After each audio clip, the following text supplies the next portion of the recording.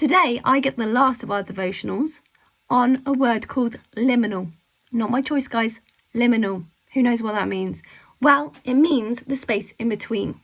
So it's like Easter Saturday, because on Good Friday, Jesus dies, and on Easter Sunday, he comes back to life. So Easter Saturday is this space in between. In Matthew 27, it says that the curtains of the temple when Jesus died were ripped in two from the top to the bottom. Rocks were split, tombs were opened, dead people rose back to life. There was also, before Jesus died, darkness across the whole earth, no sun between 12 and 3 p.m. Many women were watching there from a distance. People like Mary Magdalene, other mothers were there watching and waiting and seeing what had happened. There's this man called Joseph, someone who becomes a disciple of Jesus, and he goes to Pilate and he asks for Jesus' body. And he takes it and he wraps it in special cloths and he places it in a new tomb and he rolls a massive stone in front of it. And Mary Magdalene and the others are sat in front of this tomb. I want you to imagine that you are Mary or a disciple. You have spent basically the last 3 years with Jesus.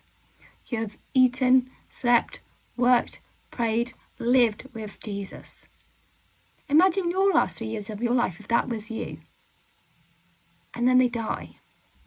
How do you feel? What goes through your head? What do you do next? You've had your whole life around this person. What do you do next?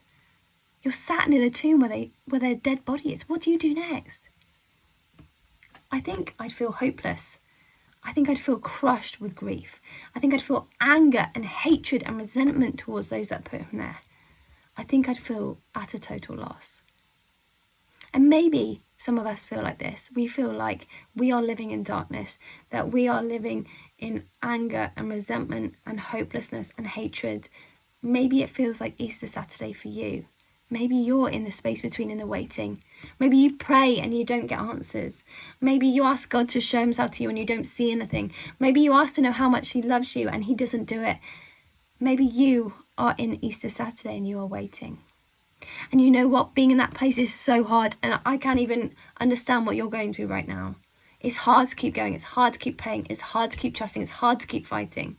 And Jesus sees it. He sees your pain. He sees your hurt. He sees your grief. He sees your anger. He sees your unanswered questions, your unanswered prayers. He says, I know how you feel. I know how you feel because I have felt it. I have been there on that cross and I have felt every bit of that.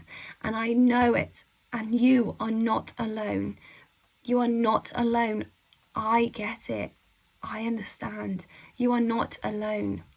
He understands more than anyone else. He's been there.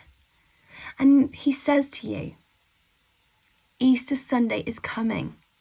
It is coming. I promise you it is coming. A day of hope, a day of life, a day of joy, a day of newness. It is coming because I do not stay dead. I am alive. It won't always be like this. And Jesus says to those of you who feel I'm not there for you, you feel like ignored by me, you feel let down by me, you feel unloved by me, look at the holes in my hands. Look at the scars in my feet and on my head. This is proof. This is me showing I love you. This is me showing I care. This is me showing you, yes, you alone are worth more than anything in the world to me. I'm sorry that you feel let down. I'm sorry for all the hurt and pain. Come to me. Let me heal your scars. Let me love you back to life. Let me help you find the joy. I love you because I'm not dead. Easter Sunday is coming. I am rising again. I promise.